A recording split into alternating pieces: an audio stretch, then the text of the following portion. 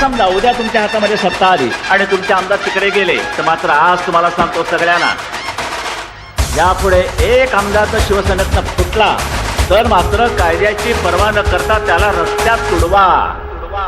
कुणी आला गेला तरी श्रद्धा आपली ढळत नाही. सच्चेपणा आपला हा कुठे विकत मिळत नाही. गद्दारी करून आपण शेतूत घालून पळत नाही. फेकलेले तुकडे झाले आपण कधी गिळत नाही. आवाज खतरनाक आपण तरी कुणी बाळासाहेबांची लोके. पक्ष आपला ठाकरे.